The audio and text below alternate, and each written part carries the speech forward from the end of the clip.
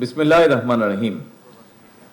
Police সপ্তাহ উপলক্ষে আয়োজিত আজকের এই অনুষ্ঠানে উপস্থিত সম্মানিত মাননীয় স্বরাষ্ট্রমন্ত্রী, উপদেষ্টাবৃন্দ, ইন্সপেক্টর জেনারেল অফ পুলিশ এবং পুলিশের ঊর্ধ্বতন কর্মকর্তাবৃন্দ, আসসালামু আলাইকুম। পুলিশ সপ্তাহের দ্বিতীয় দিনে আজকে আবারও আপনাদের সাথে আমার কথা বলার সুযোগ হলো। পুলিশ প্রশাসনের কাছে বর্তমান সরকার কি ধরনের প্রত্যাশা করে সেটি গতকাল যে অনুষ্ঠানটি ছিল আমাদের, সেখানে আমি আপনাদের সামনে কম বেশি তুলে ধরেছি। কিছু হয়তো একটু ডিফারেন্ট কিছু বলার চেষ্টা করব আজকে, আবার গতকাল যা বলেছি তার মধ্যে থেকেও কিছু কিছু জিনিস তুলে ধরতে চাইব যেগুলো আমার কাছে গুরুত্বপূর্ণ মনে হয়েছে। বেশি গুরুত্বপূর্ণ সবগুলোই ছিল, বাট বেশি গুরুত্বপূর্ণ যেগুলো। অফিসারবৃন্দ, আমরা সমৃদ্ধ, স্বনির্ভর, গণতান্ত্রিক, নিরাপদ, মানবিক একটা বাংলাদেশ গড়তে চাই। আপনি ইউনিফর্মের বাইরে গিয়ে আমার এই কথার সাথে একদম একমত পোষণ করবেন, এবং আমি বিশ্বাস করি একজন নাগরিক হিসাবে, এবং আমি বিশ্বাস করি ইউনিফর্মে থেকেও আপনি একজন মানুষ হিসাবে এই কথাগুলো বা এই কথার যে প্রতিফলন সেটি আপনিও চাইবেন একজন বাংলাদেশী হিসাবে। কথাটা শুধু একটা স্লোগান নয়, আমরা এই আকাঙ্ক্ষা বাস্তবায়ন করতে চাই, এবং আমরা সকলেই জানি কষ্ট হলেও, ডিফিকাল্ট হলেও, আমাদের অনেক ডিফিকাল্টিজ আছে, তারপরে এটি বাস্তবায়ন করা কিন্তু সম্ভব ইনশাল্লাহ।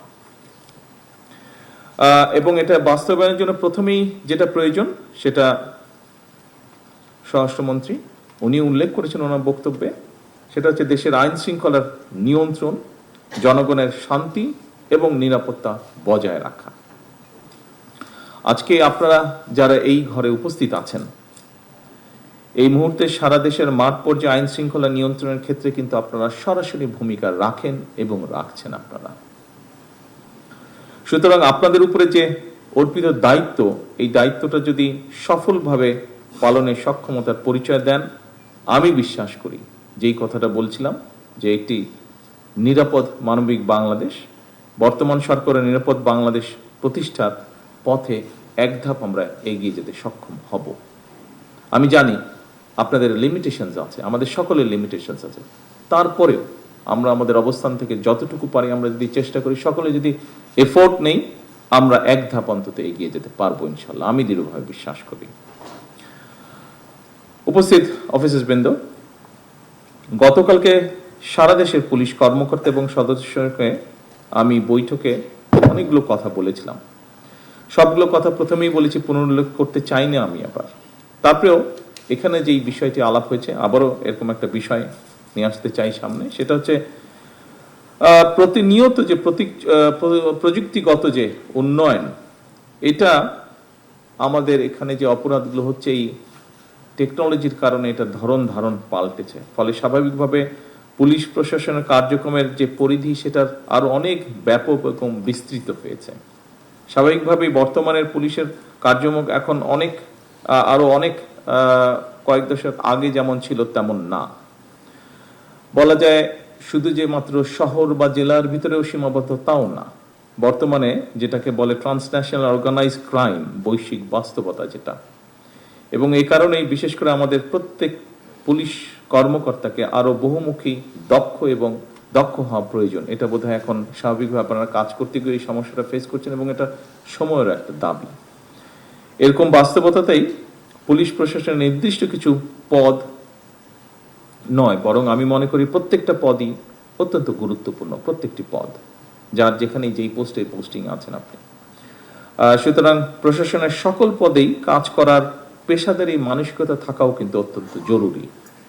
শুধুমাত্র পদোন্নতি কিংবা নিজেদের পছন্দ মতন জায়গায় পোস্টিং এর জন্যই যদি আমরা মনে করে থাকি, তাহলে সেটা আমি মনে করি যে পেশাদারিত্বের সঙ্গে যে আপোষ, সেই আপোষটা হয়ে যায়। এটাতে হয়তো আপনি আপনার ইচ্ছা মতন বা প্রয়োজন মতন বা চাহিদা মতন পোস্টিং পেলে হয়তো সাময়িকভাবে আপনি এটা তুষ্ট হবেন, হ্যাপি হবেন আপনি, তবে এটা আপনার যে পেশাদারিত্ব আছে, আপনার যে প্রফেশনালিজম আছে, সেটার সাথে কম্প্রোমাইজ করা হয়। সেজন্য আপনাদের কাছে আমার বিশেষ আহ্বান থাকবে যে পুলিশ প্রশাসনে আপনাদের উপর যার যেখানে দায়িত্ব ভার অর্পিত হয়েছে, সেই কাজটি গুরুত্ব সহকারে দয়া করে পালন করবেন। এবং তাহলেই আমি মনে করি ধীরে ধীরে আমরা অবশ্যই একটা দক্ষ, গতিশীল এবং পেশাদার পুলিশ প্রশাসন ধীরে ধীরে গড়ে তুলতে পারবো।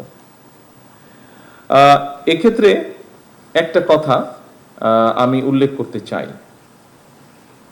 একটা সরকার যেমন চিরস্থায়ী নয়, আমরা 5 বছরের জন্য নির্বাচিত হয়েছি, চিরস্থায়ী নই আমরা, এটা অতীতেও বিভিন্ন সময় প্রমাণিত হয়েছে, পৃথিবীর সব দেশে এটা প্রমাণিত। ঠিক একইভাবে কিন্তু জনপ্রশাসন কিংবা পুলিশ প্রশাসনও কোনো পদ কিন্তু কারোর জন্যই চিরস্থায়ী নয়। আজকের এই সভাতে স্রেফ একটা আনুষ্ঠানিকতা হিসাবে যদি আমরা দেখি তাহলে বোধহয় সেটা ঠিক হবে না, বরং এই সভাটা আজকের হয়ে উঠুক। আপনারা এখানে এসেছেন, সময় দিয়েছেন, আমরা প্রায় 2 ঘন্টা ধরে এই অনুষ্ঠানে বসে আছি, কাউকে কাউকে দেখছি একটু ক্লান্ত হয়ে ঝিমুনির মধ্যেও চলে গিয়েছেন, কিন্তু স্বাভাবিকভাবেই আমরা চাই না যে এটা শুধু একটা অনুষ্ঠানের মধ্যে সীমাবদ্ধ থাকুক, বরং এই অনুষ্ঠানটি যে আগামী দিনের পথ নির্দেশনার একটা গুরুত্বপূর্ণ অঙ্গীকারের একটা মুহূর্ত হোক আমাদের এই অনুষ্ঠানটি আজকে।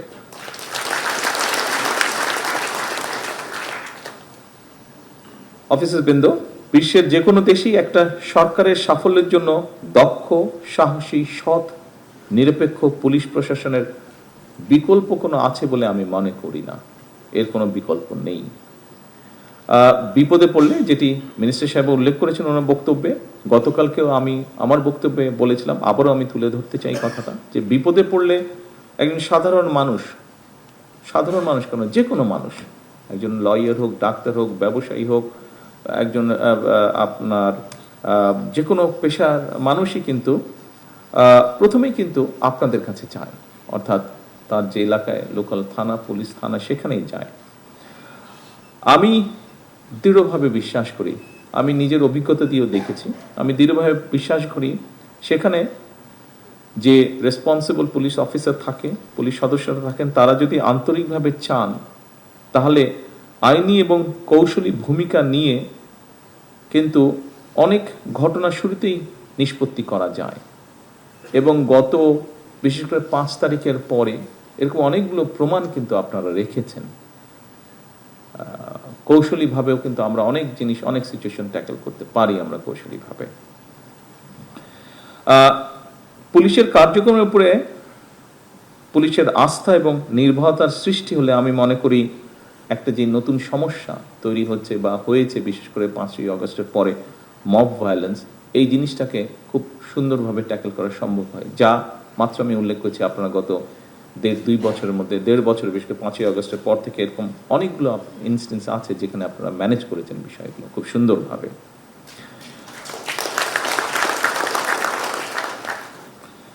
দীর্ঘ 1.5 দশকে আমরা একটা ফাঁসিবাদ শাসনের মধ্যে দিয়ে ছিলাম। 2024-এর অভ্যুত্থানের পরে বর্তমান সরকার জনগণের কাছে গণতান্ত্রিক সরকার হিসেবে পরিচিত, একটা জবাবদিহিমূলক সরকার হিসেবে আমরা গড়ে তুলতে চাই এই সরকারকে। এই সরকার পুলিশ বাহিনীকে এমন একটা রূপ দিতে চায় যেখানে পুলিশ সত্যিকারভাবে হবে জনবান্ধব, এবং শুধু জনবান্ধব নয়, আমরা চাই মানুষের একটা আস্থা তৈরি হবে, আপনারা একটা আস্থার জায়গা হবেন, মানুষের, সাধারণ মানুষের একটা আস্থার জায়গা হবেন। যে কোনো দেশেই সাধারণত জনগণ পুলিশ প্রশাসনকে সরকারের মিরর বা আয়না হিসাবে কিন্তু চিন্তা করে, কারণ এই যে একটু আগে বললাম, মানুষ বিপদে পড়লেই আপনাদের কাছে প্রথমেই যায়, দুটো জায়গায় যায় মানুষ তার বিপদের টাইপ হিসাবে। মেডিকেল সমস্যা হলে অবশ্যই ডাক্তারদের কাছে যায়, বাট আর যে কোনো বিপদের সময় পড়লে কিন্তু আপনাদের কাছে যায়, এবং আপনাদের যে রেসপন্সটা থাকে সেটার উপরেই কিন্তু অ্যাকচুয়ালি মানুষ প্রথমেই ধরে নেয় যে আচ্ছা সরকারটা কেমন। এবং সেজন্যই পুলিশ প্রশাসনকে সরকারের আয়না হিসেবে বিবেচনা করা হয়। সুতরাং পুলিশ প্রশাসন সফল হলে কার্যত সেটা সরকারের সফলতা হিসাবেই বিবেচিত হয়। অফিসারবৃন্দ, একটি শক্তিশালী, জবাবদিহিমূলক, আইনসম্মত এবং জনবান্ধব রাষ্ট্র ব্যবস্থা গড়ে তোলার ক্ষেত্রে আপনাদের ভূমিকা অনস্বীকারযোগ্য। বর্তমান সরকার, গতকাল আমি বলেছি, এর আগেও বলেছি, মিনিস্টার সাহেব তার বক্তব্যে একটু আগে উল্লেখ করেছেন, সরকার দুর্নীতি, সন্ত্রাস এবং শাসনের বিরুদ্ধে আমরা আপোষ করতে চাই না, কম্প্রোমাইজ করতে চাই না। আমরা দুর্নীতি সন্ত্রাস নিয়ন্ত্রণে অনেক সময় আমরা দেখেছি আপনাদেরকে একটা সমস্যার সম্মুখীন হতে হয়। পলিটিক্যাল পরিচয় বা পলিটিক্যাল আইডেন্টি, ইনফ্লুয়েন্সিয়াল আইডেন্টি, এরকম বিষয় আপনাদেরকে ফেস করতে হয়। আমি পরিষ্কারভাবে আপনাদের সামনে আজকের এই অনুষ্ঠানে বলতে চাই যে দুর্নীতি সন্ত্রাস নিয়ন্ত্রণে ব্যক্তির রাজনৈতিক পরিচয় নয়। যে বা যারা অপরাধে লিপ্ত হবে তাকে আপনারা অপরাধী হিসেবেই বিবেচনা করবেন।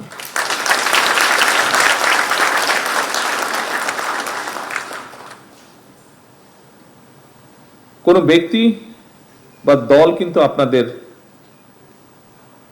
দল নয়, বরং আপনারাই কিন্তু আইনের রক্ষক। এই জিনিসটা কিন্তু আপনাদেরকে মনে রাখতে হবে। আপনারা দায়িত্ব পালন করবেন রাষ্ট্র এবং জনগণের কল্যাণে। একটু আগে আমি বলেছি, জনগণের সঙ্গে পুলিশের সম্পর্ক হবে আইনগত এবং মানবিক। যে জিনিসটা গতকাল বোধহয় একাধিকবার আমি জোর দিয়েছিলাম, জনগণের সঙ্গে সম্পর্কটা কি হতে হবে আমাদের। অন্য সকল কার্যক্রমের পাশাপাশি রাজনৈতিক অস্থিতিশীল পরিস্থিতি নিয়ন্ত্রণেও কিন্তু আপনাদের ভূমিকা কার্যক্রমের একটা উল্লেখযোগ্য সময় ব্যয় হয়। এটা দায়িত্বেরই অংশ, এটা কম বেশি পৃথিবীর সব দেশেই হয়ে থাকে।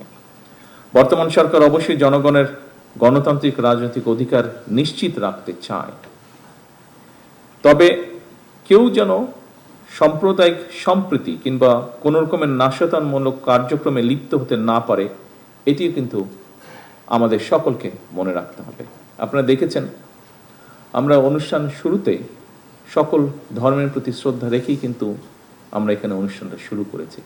এখানেও আপনারা আজকে যারা বসে আছেন, আমরা অবশ্যই এক ধর্মের মানুষ সকলে বসে নেই, এখানে বিভিন্ন ধর্মের মানুষ আমরা উপস্থিত আছি, হয়তো সংখ্যায় কম বা বেশি। সেজন্যই যে সাম্প্রদায়িক যে সম্প্রীতি, এটি এই জন্যই আমাদেরকে বজায় রাখতে হবে, কঠোরভাবে এটিকে আমাদের এনশিওর করতে হবে। কারণ আপনার সাথে খুব ভালো সম্পর্কের একজন সহকর্মী আছেন, হতে পারেন তিনি আপনার সহধর্মের মানুষ নন, অন্য ধর্মের মানুষ, কিন্তু আপনার সাথে মানুষ হিসাবে, একজন সহকর্মী হিসাবে তার সাথে আপনার সম্পর্ক অত্যন্ত ভালো, অত্যন্ত ফ্রেন্ডলি সম্পর্ক। সেই মানুষের কথা বিবেচনা করেই আপনাকে এই দায়িত্বটি পালন করতে হবে। উপস্থিত অফিসারবৃন্দ, সরকারের পক্ষ থেকে আপনাদের কাছে একটি বিষয় সম্পর্কে স্পষ্ট ধারণা থাকা দরকার। সেটা হলো, বর্তমান সরকার নির্বাচনী ইশতেহার এবং জনগণের সামনে স্বাক্ষরিত যে জুলাই সনদ, এটার প্রতিটি দফা, প্রতিটা অঙ্গীকার পর্যায়ক্রমে অক্ষরে অক্ষরে বাস্তবায়ন করবে ইনশাআল্লাহ। এ নিয়ে আমার মনে হয় কারোর মধ্যে সংশয় থাকার প্রয়োজন নেই। রাষ্ট্র ও সমাজে মানুষ নানা রকম অপরাধে জড়িয়ে পড়ে। অর্থনৈতিক বৈষম্য স্বাভাবিকভাবেই এর অন্যতম একটি কারণ। এখানে একজন বক্তা বক্তব্যে বলেছেন, স্বাভাবিকভাবেই বেসিক ডিমান্ডগুলো যদি মানুষের পূরণ হয়, সেক্ষেত্রে সমস্যার সমাধান হয়, অনেক সমস্যাই এড়ানো সম্ভব হয়। সম্মানিত অফিসারবৃন্দ, বর্তমান সরকার রাষ্ট্র পরিচালনার দায়িত্ব নেবার পর বিভিন্ন শ্রেণী পেশার মানুষের মধ্যে অর্থনৈতিক বৈষম্য দূর করে দেশের নাগরিকদেরকে একটা সামাজিক অর্থনৈতিক নিরাপত্তা বেষ্টনী নিশ্চিত করতে আমরা বিভিন্ন রকম উদ্যোগ গ্রহণ করেছি। আপনারা বিভিন্ন মিডিয়ার মাধ্যমে, পত্রপত্রিকার মাধ্যমে যা এর মধ্যে দেখেছেন, মিনিস্টার সাহেব ওনার বক্তব্যে উল্লেখ করেছেন। আমিও একটু উল্লেখ করতে চাই, এর অংশ হিসাবে সরকার বিভিন্ন শ্রেণী পেশার মানুষের অর্থনৈতিক ক্ষমতা নিশ্চিতকরণ করতে কৃষক card, family card, sports card, আমরা এগুলো ইন্ট্রোডিউস করেছি, আপনারা দেখেছেন এগুলো। একই সাথে আমরা দেশের যারা আমাদেরকে ধর্মীয় গুরু বা আমরা যাদেরকে ধর্মীয় বিষয়ে আমরা যাদের সাথে কনসাল্ট করে থাকি, সে সকল ব্যক্তি, যেমন মসজিদের ইমাম সাহেব আছেন, মুয়াজ্জিম সাহেব আছেন, এছাড়াও অন্য ধর্মেও যারা ধর্মীয় গুরু আছেন, তাদেরকেও আমরা একটা সম্মানী ভাতা দেওয়ার কার্যক্রম তাদের মধ্যে আমরা শুরু করেছি। আমরা বর্তমান সরকার দলমত নির্বিশেষে রাষ্ট্র ও সমাজের প্রত্যেকটা মানুষকে রাষ্ট্রীয় সামাজিক নিরাপত্তা বেষ্টনীর মধ্যে নিয়ে আসতে চাই, এটি আমাদের লক্ষ্য। অর্থাৎ ধীরে ধীরে আমরা একটি ওয়েলফেয়ার স্টেট আমরা তৈরি করতে চাই। দেশকে বন্যা খরার অভিশাপ থেকে মুক্ত করতে আমরা ইতিমধ্যেই জনগণের শ্রমের বিনিময়ে 20,000 কিলোমিটার খাল খননের কর্মসূচি হাতে নিয়েছি এবং শুধু হাতেই নিইনি, আমরা কাজটি শুরুও করেছি।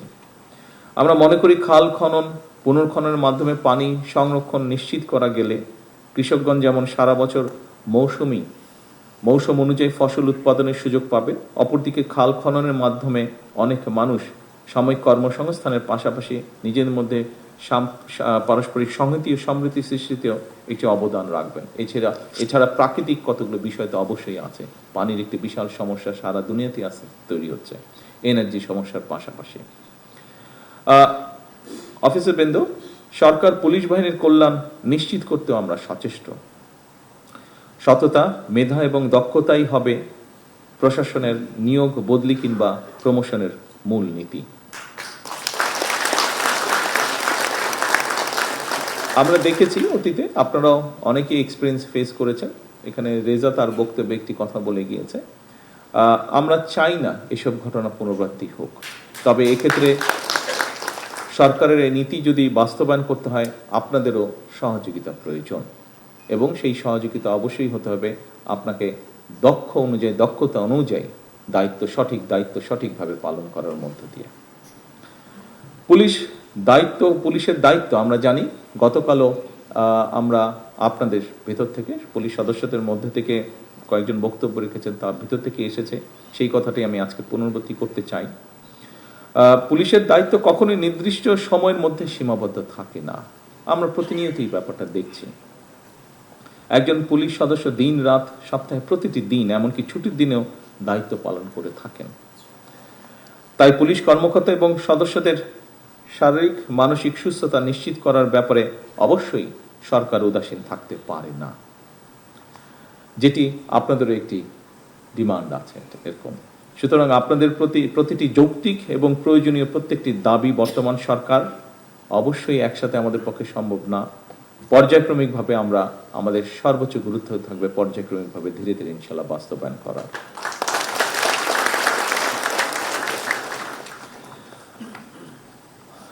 সকল উপস্থিতিবৃন্দ, অফিসারবৃন্দ, দেশের জনগণ সরকারকে কিভাবে দেখে বা মূল্যায়ন করে এর অনেকটাই কিন্তু নির্ভর করে আপনাদের আচরণের উপরে, বিশেষ করে মাঠ পর্যায়ে যারা আপনারা কাজ করেন, আপনাদের আচরণের উপরে, কার্যক্রমের উপরে। সুতরাং রাষ্ট্র আপনাদের কাছে সততা, দক্ষতা, সেবা, ন্যায়পরায়ণতা, পেশাদারিত্ব ও মানবিকতা অবশ্যই আশা করে। যথাসম্ভব এসব গুণগুলো অর্জন করতে পারলেই আপনারা নিজেরাই যে স্লোগান আজকে তৈরি করেছেন আজ এইবারকার পুলিশ সপ্তাহে, আমার পুলিশ আমার দেশ সবার আগে বাংলাদেশ, আমি মনে করি তাহলেই ধীরে ধীরে পর্যায়ক্রমিকভাবে এই স্লোগানটি সার্থক এবং সফল হবে। উপস্থিত অফিসারবৃন্দ, আমার এখন বক্তব্যের শেষ পর্যায়ে আমি নিয়ে এসেছি। আমি বুঝতেই পারছি স্বাভাবিকভাবে আমার নিজেরও হয়, বেশি লম্বা মিটিং হলে কিছুটা ধৈর্যচ্যুতির একটা কারণ থাকে। 2 ঘন্টা হয়ে গিয়েছে আমাদের। এখানে একটি বিষয় আমি পরিষ্কারভাবে আপনাদের সামনে তুলে ধরতে চাই, বা আমার কিছু বিষয় আপনাদের সাথে আমি শেয়ার করতে চাই। সেটি হলো, আমার বক্তব্যে আমি উল্লেখ করেছি আমরা রাজনৈতিকভাবেও সংসদেও বিভিন্ন জায়গায় আমরা আমাদের অবস্থান থেকে, অর্থাৎ সরকার বা আমরা যারা সরকারে সরাসরিভাবে কাজ করছি, আমরা সংক্ষিপ্তভাবে একটি চিত্র বিভিন্ন জায়গায় আমরা তুলে ধরি। সেটি হচ্ছে, বর্তমান সরকার স্বাভাবিকভাবে যখন দায়িত্বভার গ্রহণ করেছে, আমরা প্রায় প্রত্যেকটি সেক্টর খুব ভঙ্গুর অবস্থায় পেয়েছি। একটি যুদ্ধবিধ্বস্ত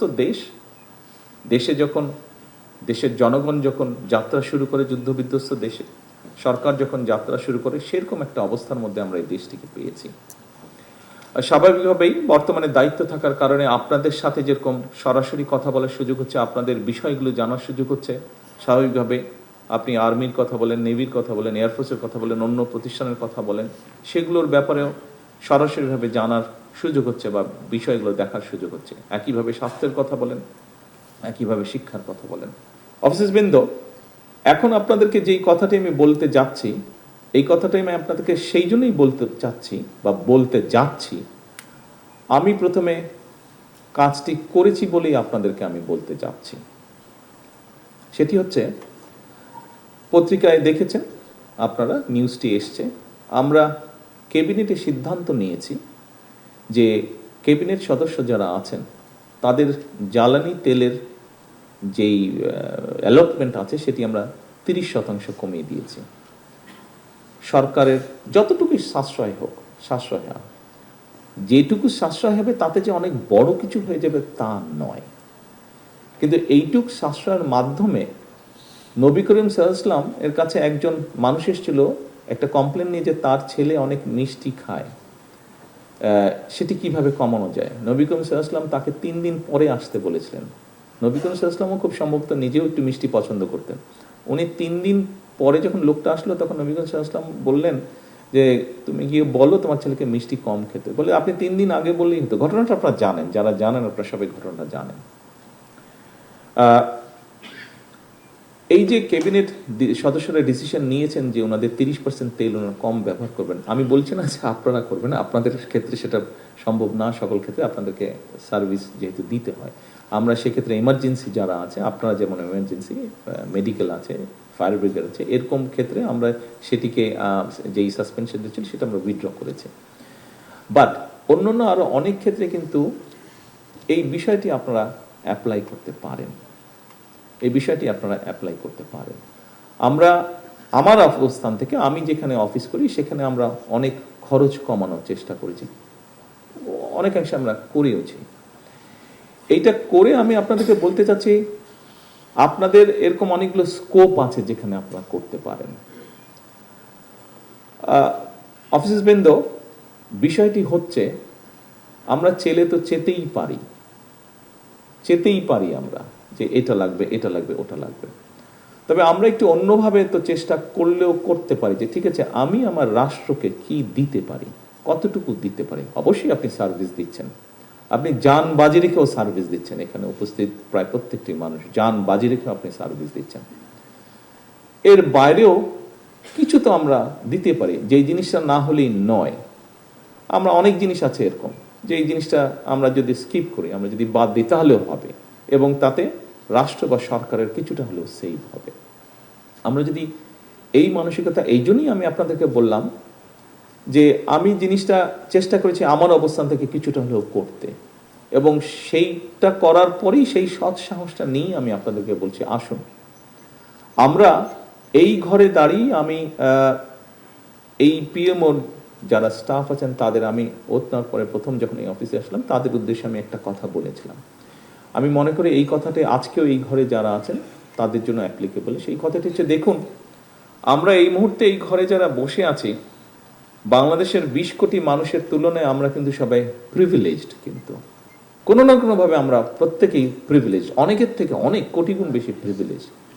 যেহেতু আমরা প্রিভিলেজড, আসুন না আমরা চেষ্টা করি কিছুটা হলেও যদি কম প্রিভিলেজ নেই, তাতে যদি কিছুটা আমরা প্রত্যেকে যদি একটু একটু করে ছাড় দেই, তাহলে কিন্তু অনেক বড় ছাড় হবে। কাজেই আজকে এই পুলিশ সপ্তাহ উপলক্ষে আপনারা যেরকম আপনাদের বিষয়গুলো উপস্থাপন করেছেন, সরকারের পক্ষ থেকে আমিও শুধু প্রধানমন্ত্রী হিসেবে নয়, যেহেতু আপনিও সরকারের জন্য কাজ করছেন, এই মুহূর্তে আমিও সরকারের জন্য কাজ করছি, সেই জন্য আমি আপনাকে আমার একজন সহকর্মী হিসেবে কনসিডার করতে চাই। আপনার কাজও হচ্ছে জনগণের জন্য,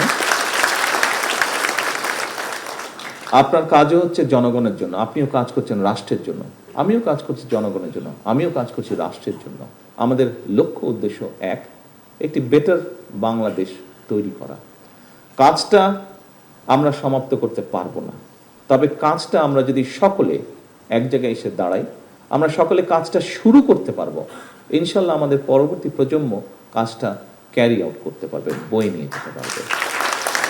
আসুন আজকের এই পুলিশ সপ্তাহে আমাদের প্রতিজ্ঞা হোক, প্রতিশ্রুতি হোক, শপথ হোক যে আসুন আমরা যে যার অবস্থান থেকে, আপনি আপনার সরকারি অবস্থান, আপনি আপনার ব্যক্তিগত অবস্থান, উভয় জায়গা থেকে আসুন আমরা এই কাজটি শুরু করি। আমরা কতটুকু দিতে পারি দেশকে, আমরা কতটুকু দিতে পারি রাষ্ট্রকে, আমরা কতটুকু করতে পারি জনগণের জন্য। সম্মানিত অফিসারবৃন্দ, সহকর্মীবৃন্দ, পুলিশের যেই সাইবার ক্রাইম ইউনিটটি আছে, আমাকে মাত্র মিনিস্টার সাহেব বললেন যে এটি আমরা যে এক্সিস্টিং আমাদের যে ইনফ্রাস্ট্রাকচার আছে সেই ইনফ্রাস্ট্রাকচারের ভেতর দিয়ে আমরা কাজটি শুরু করতে পারবো, এটি হচ্ছে মিনিস্টার সাহেব আমাকে বলেছেন। আসুন আমরা সেটি শুরু করি। এডিশনাল যদি মিনিমাম কিছু সাপোর্ট লাগে অবশ্যই সরকার সেই সহযোগিতা আপনাদেরকে করবে। সম্মানিত অফিসারবৃন্দ, প্রিয় সহকর্মীবৃন্দ, পুলিশ সপ্তাহ 2026-এ আজকে শেষ যেই কথাটি আমি আপনাদেরকে বলবো, একজন সহকর্মী হিসাবে আসুন আমরা যে প্রিভিলেজড মানুষ আমরা যারা আছি, আসুন আমরা আমাদের অবস্থান থেকে দেশ, জাতি এবং এদেশের মানুষ, এই রাষ্ট্র, তাদের জন্য যতটুকু সম্ভব আমরা ছাড় দিয়ে আমরা সামনে এগিয়ে যেতে সকলকে সহযোগিতা করি। এখানে আমরা যারা এই ঘরে উপস্থিত আছি মোটামুটিভাবে আমরা সকলেই অভিভাবক সন্তানদের। মানুষ হিসাবে বা অভিভাবক হিসাবে আমরা মনে করি যে আমার পরে আমার সন্তানের কি হবে, তার জন্য যদি একটা বাড়ি রেখে যাই, একটা জমি রেখে যাই, একটা অ্যাপার্টমেন্ট রেখে যাই, তাহলে বোধহয় সিকিউর থাকবে, আমার সন্তান সিকিউর থাকবে। আমরা কেন কখনো চিন্তা করি না যে কেন সন্তানের জন্য বাড়ি জমি গাড়ি রেখে গেলেই সিকিউর থাকবে, কেন আমরা একটা সিকিউর দেশ তার জন্য তৈরি করে যেতে পারবো না।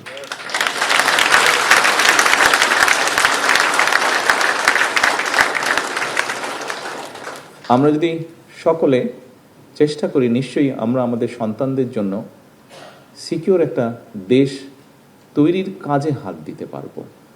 আমরা যদি তৈরির কাজে হাত দিই, নিশ্চয়ই আমাদের পরবর্তী যারা আছে তারা, এমনকি আমাদের সন্তানরাও দেশটাকে সিকিউর করতে পারবে। আসুন আমরা সেই সিকিউর দেশটা তৈরি করে আমাদের সন্তানদের জন্য